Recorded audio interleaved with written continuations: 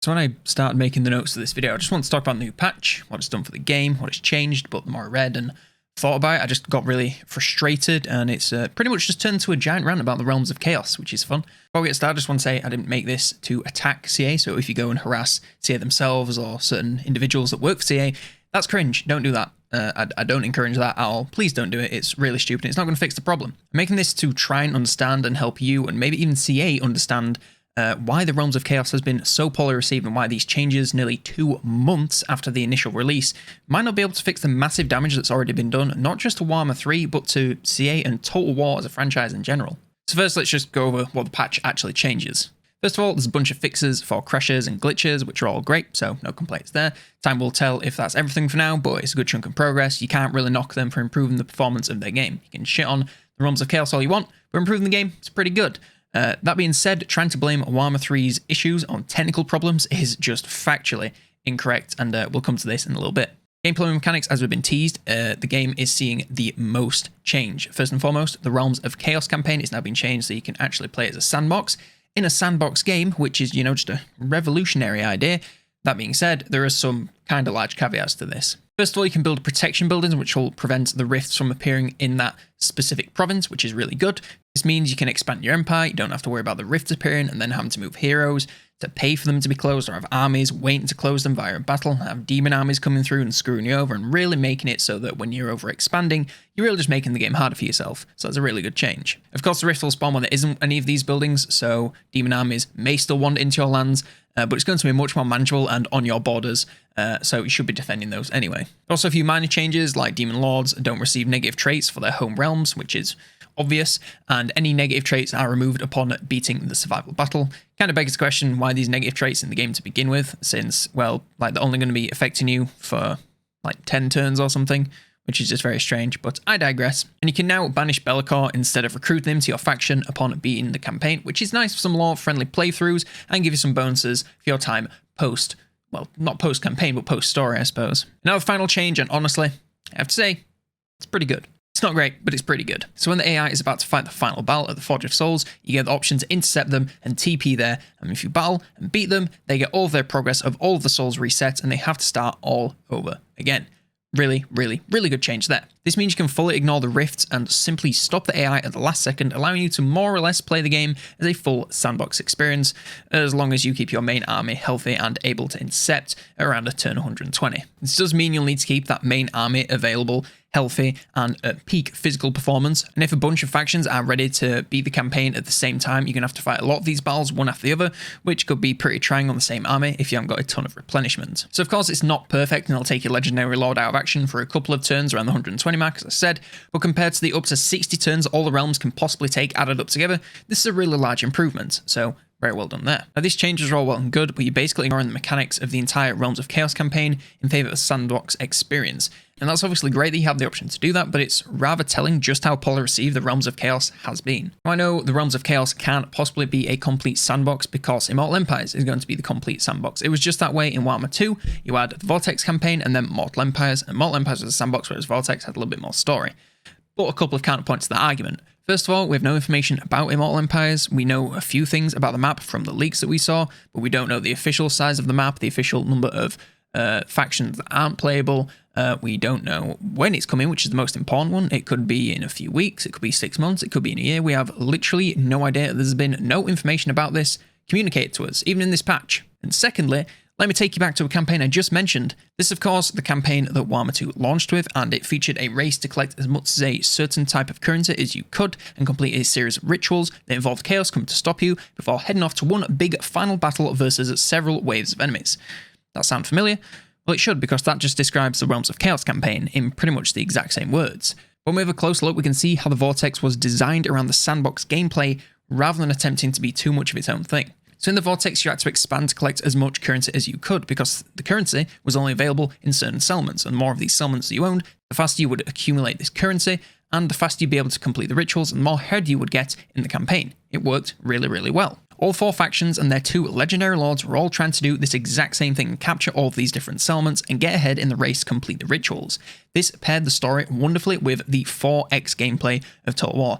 I know some people don't say Total War is a 4x game, but Let's just leave that argument for now. You basically just played the game as a sandbox. You do tons of expanding, fighting with pretty much whoever was near you that you couldn't ally and confederate with. And apart from the odd bit of defensive play that you had to do when the rituals are happening, you pretty much just played the game as a sandbox the entire time until the final battle. On top of this, you could slow your adversaries down by paying incursion armies to go and attack them while they perform the rituals, and once they failed, it would set them back a little bit and give you time to catch up, or completely ignore it if you wanted to. You could ignore the rituals altogether and just play the sandbox, save up a load of money, and then whenever anyone was doing a ritual, just pay for the biggest, fattest incursion army that you can, slow them down, and give you time to get towards their lands and take them out. Now, the Vortex was fun to replay as different factions, since you'd be expanding into different lands each time, and fighting against different factions and capturing different settlements, and it was all technically doing the same thing, but the specifics gave it some variety.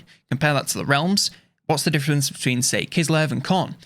Yes, I start in different locations and I fight some different factions to begin with, but when I'm playing the story, I'm doing the exact same thing. I'm going to the same 4 realms of chaos, I'm fighting the same 4 survival battles. Compare the final battle of these 2 campaigns and it's the same story. In the Vortex, you went up against the 3 other base game factions that win the race as you fight to take control of the Vortex. They'd all come to stop you because they all want the control of it too, and if you beat all of them, you beat the game, and congratulations, you got control of the Vortex. Gold star for you, young man. In the Realms of Chaos campaign, you fight the exact same final battle versus Be'lakor with the exact same army, the exact same waves every single time. So when you're playing as any faction in the Realms of Chaos, when you're not on the main campaign map and you're actually participating in the story, you are doing literally just the exact same thing every time.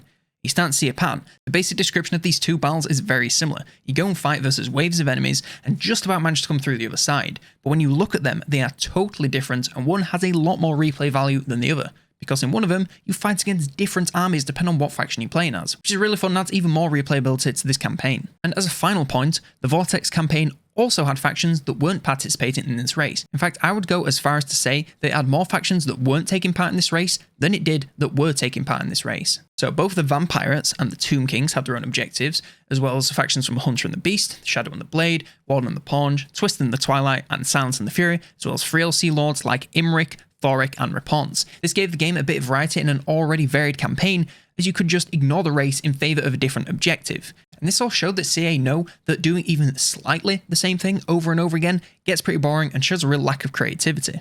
So the root issue of the Realms of Chaos and why it came to be comes down to hubris. And CA, if you're watching, I don't entirely blame you for this, since looking at the Warhammer 2 play counts, anyone would think it's a phenomenal game and you guys know exactly how to make another one like it.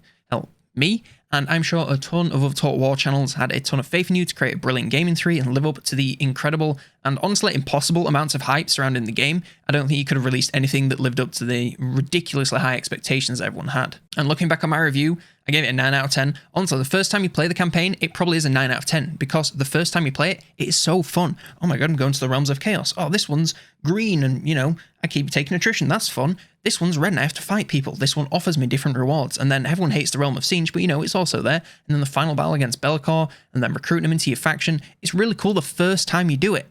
After that, the game drops off significantly from a 9 to sub 5 because it's just got no replay value. And for a single player game with so many different factions, that's not really a great place to be in. The problem with looking at the player count of Warhammer 2 is that it does not indicate which campaign people were playing.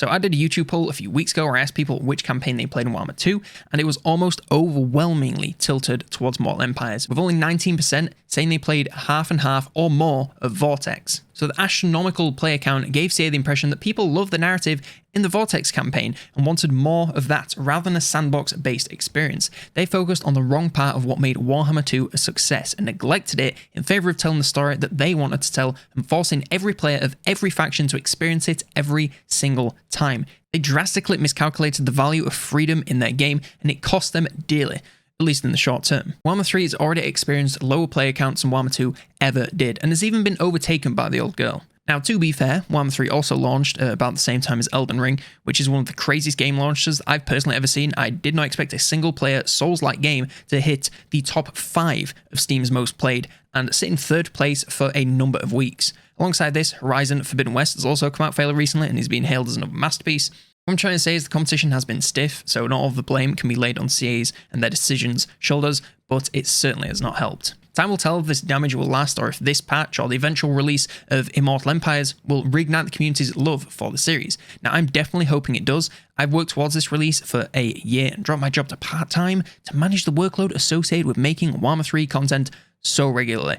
And honestly, at this stage, I kind of wish I hadn't bothered. That's how much faith I had in this release, and yet, here we are.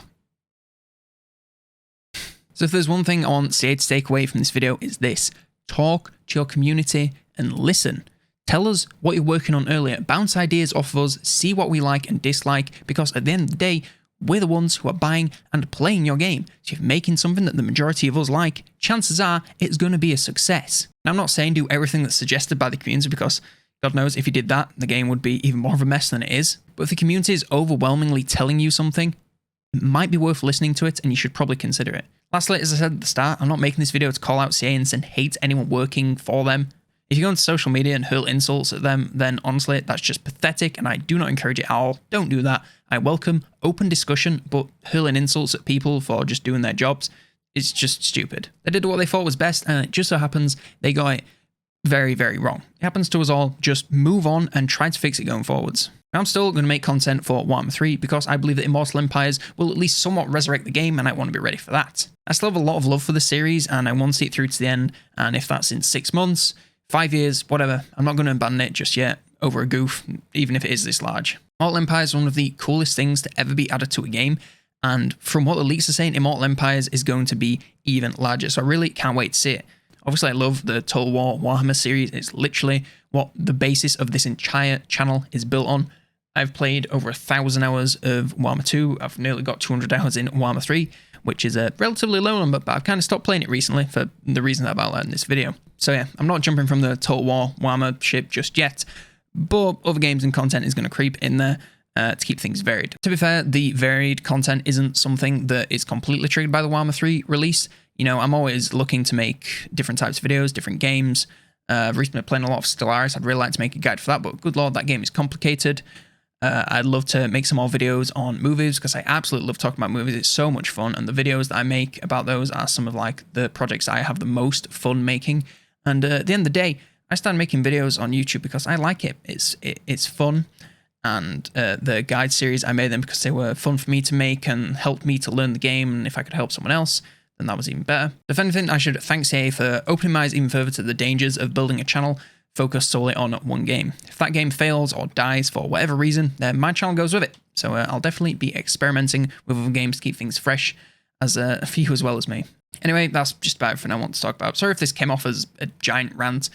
It can be very frustrating, as I'm sure a lot of you know, when something doesn't live up to your expectations to such a degree.